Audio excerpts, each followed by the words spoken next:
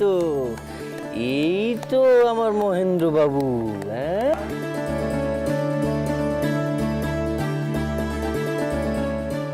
এই ছোটকুকে এখানে আবার নিয়ে এলি কেন বলতো? বর জামাই দাদা ডাকতে কইলেন।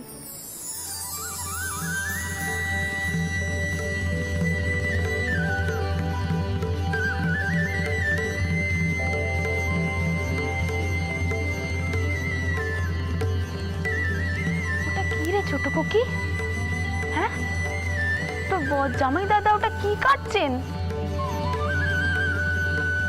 ও মা, তাও জানো না? ওটাকে কয় কেক, তাই না মা? আচ্ছা, তুমি কখনো কেক খেয়েছো? ও ওতে ডিম দেওয়া থাকে, তাই না? হ্যাঁ, তোদের বাবা মা সে একবার নিয়েছিলেন।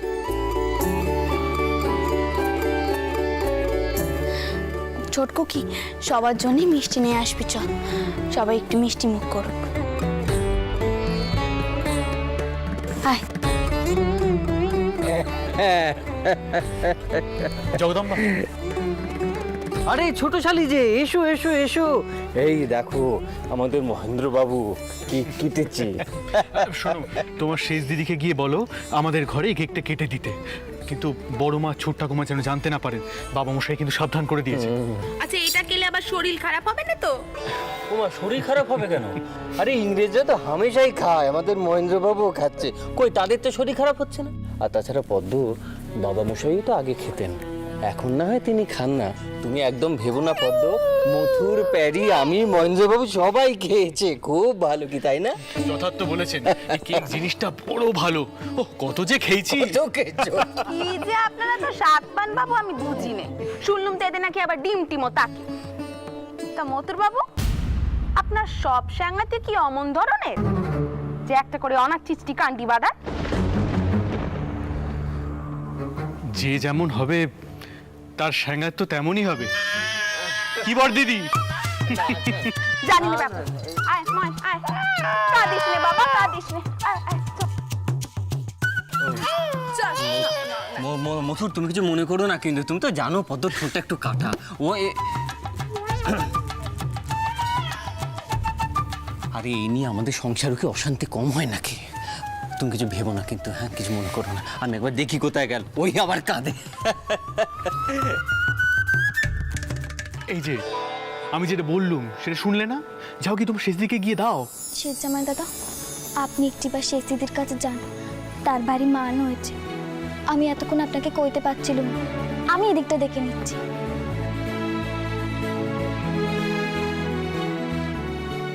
মেয়েটার যে কি হয়, এমন ছেলে মানুষই ঘরে মাঝে মাঝে।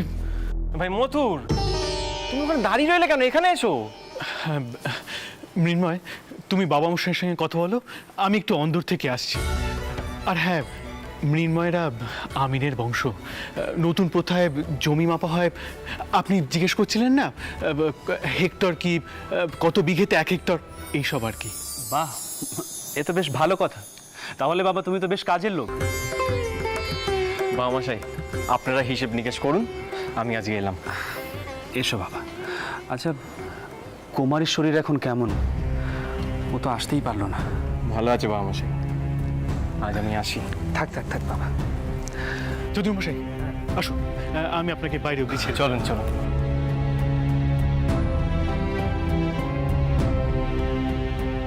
যদু মশাই, সুখবর এলে কিন্তু মহাভোজ দিতে হবে। সে আবার বলতে অবশ্যই অবশ্যই। আসুন, আপনাকে ছেড়ে দিয়ে আমি অন্দরে যাবো। আসুন।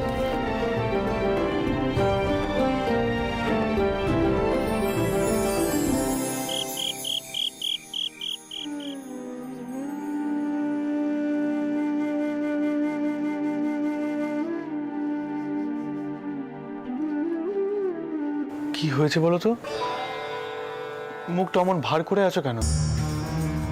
আমাকে এখনই জগদম্বা বলল আমার বন্ধু এসেছে কেক নিয়ে, কত হই হই হলো, আমি খেয়ালই করিনি তুমি নেই। সে তো বটেই, আপনি কেন খেয়াল করবেন যে আমি নেই? তখন যখন খেয়াল করেননি, এখন কেন খেয়াল করছে?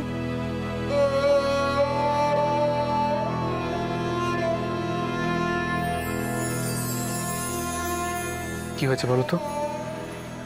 এত রেগে তো থাকো না আমার ওপর। আমি এমন কি করেছি যার জন্য তুমি? আমি কি আপনাকে খারাপ কিছু বললাম? আমি যদি খারাপ স্বরে আপনাকে কিছু বলে থাকি আমাকে দয়া করে মাফ করে দেবেন। আমার অন্যায় হয়ে গেছে। আহা, কি করছো কি তুমি? আচ্ছা, আমি তো কতবার তোমার উপর অকারণে রেগে গিয়ে বকাবকি করেছি, পরে নিজের ভুলটা বুঝতেও পেরেছি। তা বলে কি আমি কখনো তোমার পা ধরে ছি ছি,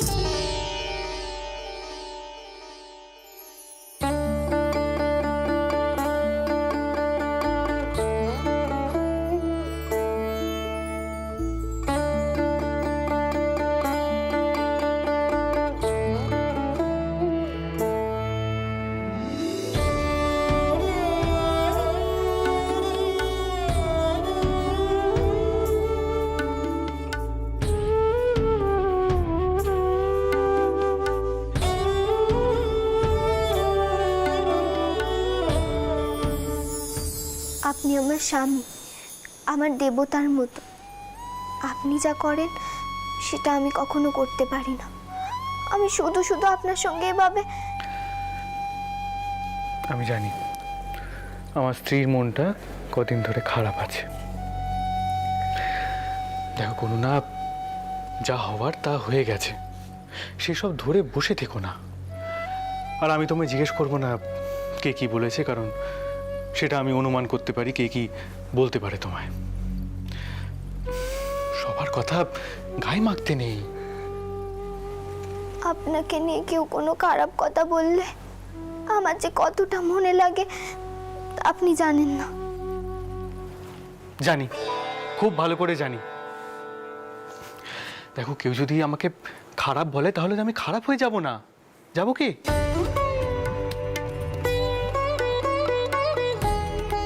এখন চলো দেখি, আমার বন্ধু এসেছে, আলাপ করি, চল। আলাপ করব? কি বলছেন কি আপনি? উনি বাইরের লোক, তার উপর আবার পুরুষ মানুষ। আমি কি করে ওনার সামনে যাব? কেন? যেভাবে যায় আমি তোমায় নিয়ে যাব সঙ্গে করে।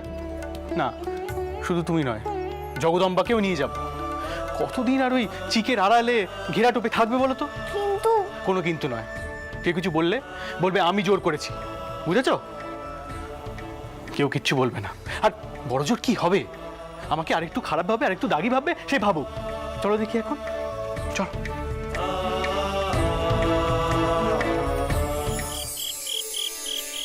এসো এসো এসো। আমি তো চলেই যাচ্ছিলাম, মিস্টার দাস অন্য অতিথিদের দেখতে গেলেন, তাই আর কি। আমাদের আসতে একটু দেরি হয়ে গেল। তা বসো বসো, এখন যাবে কেন?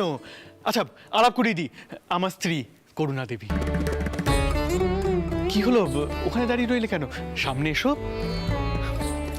উনি লজ্জা পাচ্ছেন মথুর, ওনার কোনো দোষ নেই। আমাদের দেশে ছোটবেলা থেকেই তো মেয়েদের ঘেরাটোপে বন্দি করে রাখা হয়। অচেনা পুরুষ মানুষদের সামনে তাদের যাওয়া বারণ। সব পুরুষই তাদের কাছে যেন এক একটা ভয়ের বস্তু। জানো মথুর, এই জন্য আমি গোড়া সাহেবদের আদব কায়দা রীতিনীতি এত পছন্দ করি, কারণ তারা মেয়েদের যোগ্য সম্মানটুকু দিতে জানে। সেজামাই দাদা, সেজামাই দাদা, এই নিন কেক। মৃন্ময়, তাহলে আমিও তোমাকে একটা কথা বলি। আমাদের দেশে এমন মেয়েরাও আছে যারা আমাদের দেশের রীতিনীতি মেনে বড় হলেও সাহস করে গোড়াদের সম্মুখীন হয়ে তাদের অন্যায় প্রতিবাদ করতে পারে, প্রয়োজনে তাদের শাস্তিও দিতে পারে। অচেনা পুরুষ মানুষের হাতের বন্দুকের নল নামিয়ে দিয়ে জিজ্ঞেস করতে পারে তারা কেন অকারণে পশু শিকার করছেন। তাই বুঝি? কে সেই সাহসী নারী মথুর? আমাকে দেখাও।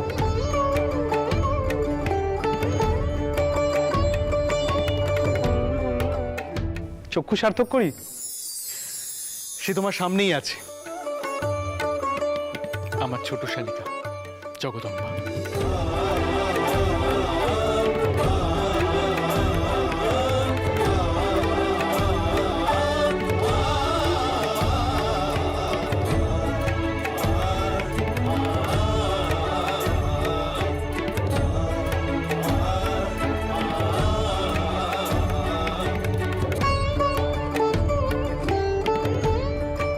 এই কিন্তু আপনার ভারী অন্যায়। ছোট কুকি কেমন লজ্জা পেয়ে চলে গেল বলুন তো? দাস মশাই, দাসমশাই,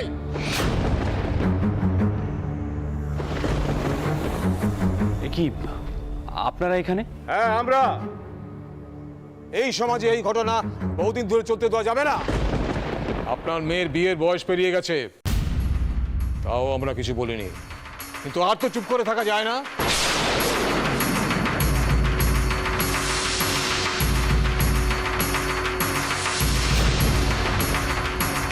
কে এসেছেন? গিয়ে দেখি তো। আপনারা এইভাবে আমার বাড়িতে এসে কেন চেঁচামেচি করছেন বাচস্পতি মশাই? আমি সত্যিই বুঝতে পারছি না।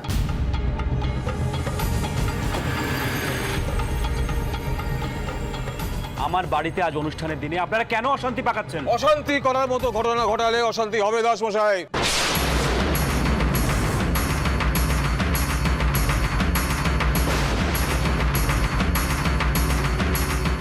তাছাড়া আমরা কখন আসবো না আসবো সে তো আপনার সূচি মেনে হবে না।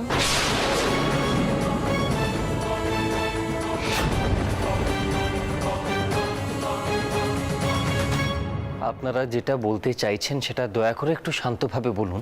দেখুন দাসমশাই, এই ঘোষাল ঠাকুর আপনাদের অনেক পুরনো ঘটক। তিনি আপনার কনিষ্ঠা কন্যার জন্য একটি সম্বন্ধ এনেছিলেন। এমনিতেই আপনার কন্যার ওই খেরেস্তান স্কুলে যাওয়ার জন্য কোনো পরিবারই বিয়েতে রাজি নয়,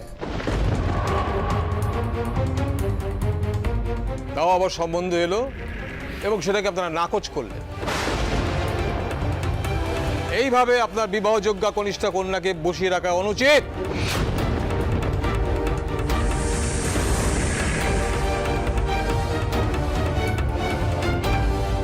অনুচিত বলেই সেটা আপনাকে সাবধান করতে এলুম।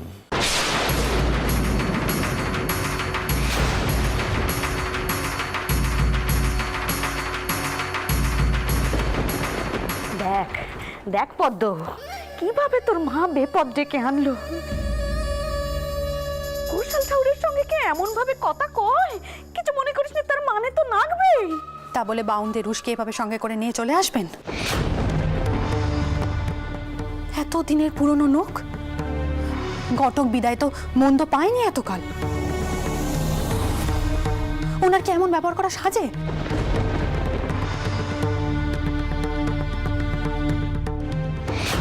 দেখুন বাচস্পতি আগে মশাই, আপনি দয়া করে একটু এদিকটা আসবেন বাবা মশাই। দেখুন, আমার মনে হয় এখানে ওনাদের কিছু মান সম্মানের বিষয় জড়িয়ে রয়েছে। আপনি যদি অন্যত্র গিয়ে এই বিষয়টার সমাধান করেন তাহলে মনে হয় ভালো হবে। বৌরানীকে ডাকতে বলুন বাচস্পতি মশাই। তিনি যা প্রতিজ্ঞা করেছেন, তা সেই প্রতিজ্ঞা তিনি যদি না ভাঙেন তাহলে তো মেয়ের বিয়ে দেওয়াই সম্ভব হবে না। আপনি ন্যায্য কথা বলছেন না ঘটক ঠাকুর।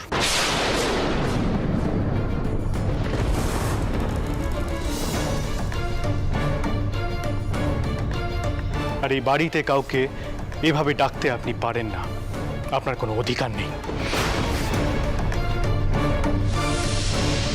তাছাড়া গৃহস্থ বাড়ির মেয়ে কোথায় কিভাবে বিয়ে করবে তা কি ব্রাহ্মণ সমাজ ঠিক করে দেবে? এ তো ভারী অন্যায়।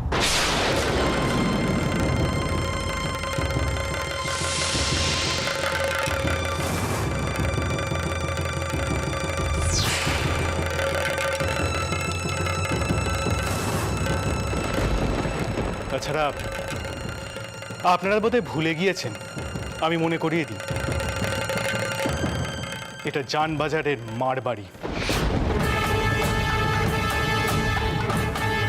কোনো গ্রামের নিরীহ মানুষ পাননি আমাদের যে আপনারা যা বলবেন তা চুপচাপ মাথা পেতে মেনে নেব।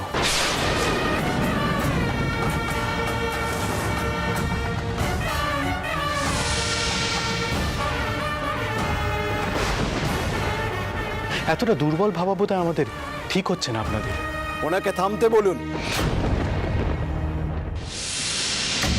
বাচস্পতি মহাশয় ব্রাহ্মণ সমাজের মাথা, উনি এভাবে কথা বলছেন?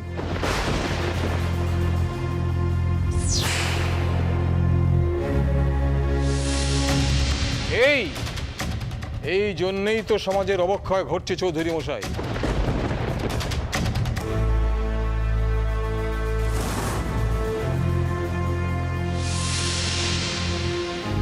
দেবদ্বীজের প্রতি ভক্তি যত চলে যাচ্ছে তত সমাজের অধঃপতন বাড়ছে। আর দাসমশাই নিজেও তো ব্রাহ্মণদের খুব একটা শ্রদ্ধা ভক্তি করেন না, কাজে তার ঘরে যে এরকম অনাচার ঘটবে তাতে আর আশ্চর্য কি?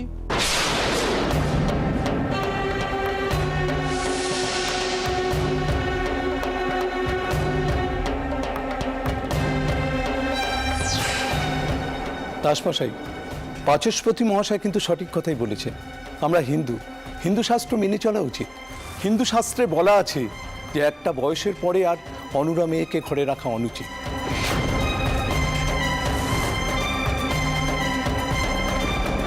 অনুসংহিতায় তো স্পষ্ট লেখা আছে কোন বয়সের মধ্যে মেয়ের বিয়ে দিতে হবে।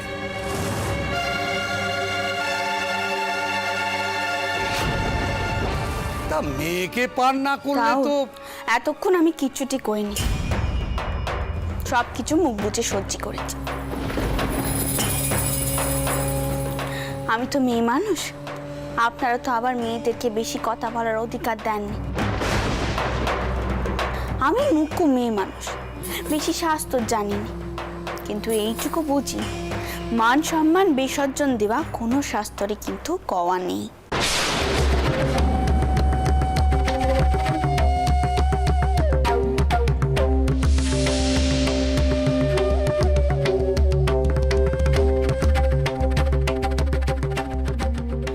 হ্যাঁ, এই ঠিক, গোশাল ঠাকুর জগদম্বার জন্যই সম্বন্ধ নিয়ে এসেছিলেন।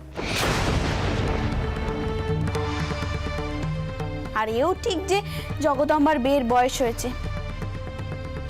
বাকি 3 মেয়েকে যখন আমি ঠিক সময় পার করেছি, এই মেয়েকেও ঠিক সময়ই পার করব।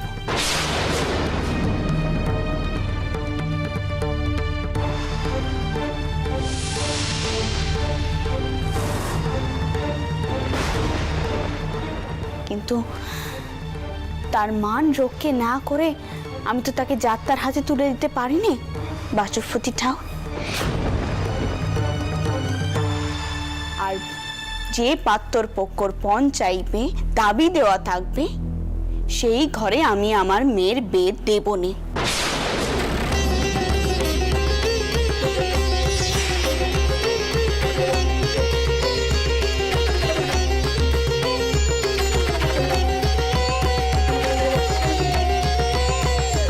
তাতে আমার ছোট খুকিকে অসম্মান করা হবে।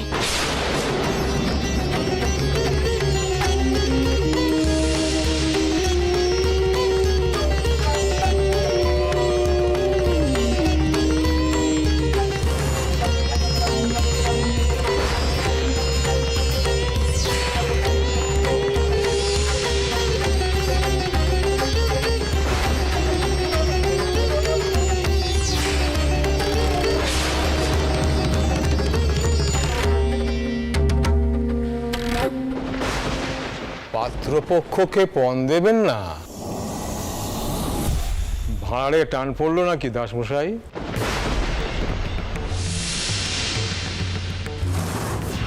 শুনেছি ব্যবসা বাণিজ্য নাকি জামাইদের হাতে তুলে দিয়েছেন।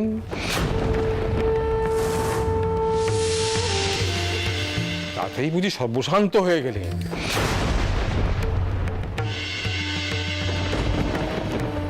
এমন অবস্থা হলো যে দান সামগ্রী দিতে পারবেন না।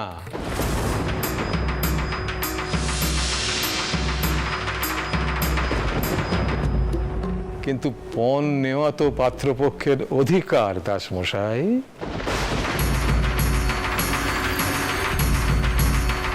কি বললেন বাচস্পতি মশাই?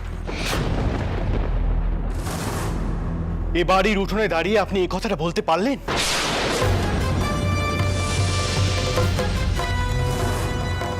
কদিন আগেও ঠাকুমার বাৎসরিকে এক একজন ব্রাহ্মণ কি পরিমাণে দান সামগ্রী নিয়ে গেছে তা তো আপনার অজানা নয়। তারপরেও এই কথা বলতে পারলেন? আমার তো মনে হয় আপনাদেরও বাক সংযম করা উচিত। কারণ ব্যবসা বা উপার্জন নিয়ে কটাক্ষ করা এটা অনধিকার চর্চা নয়।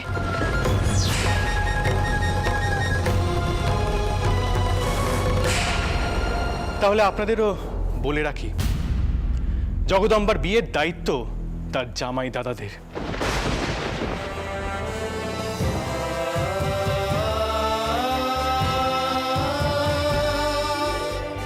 এ বাড়িতে পুত্র সন্তান নেই বলে ভাববেন না সে অনাথ।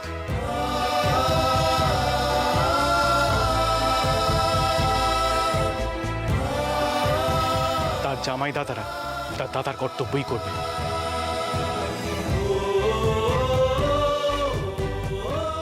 আর মা যেভাবে চান সেভাবেই জগদম্বার বিয়ে হবে।